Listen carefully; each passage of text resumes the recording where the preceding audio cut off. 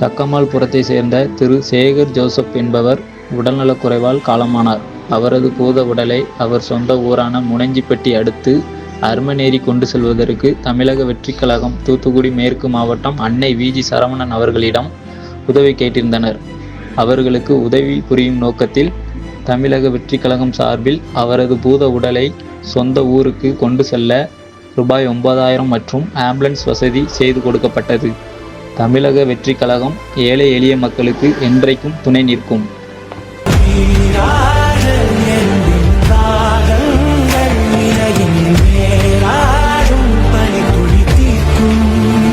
தளபதி விஜய் சாரோட சொல்ல இவங்க காப்பாத்திட்டாங்க.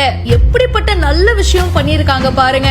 அண்ணன் சொல்றாரு தம்பிங்க செய்யறோன்னு. சூப்பர். நாம ஒரு செயல் செஞ்சா அது நமக்கு நல்லது நடந்தா சந்தோஷம்தான்.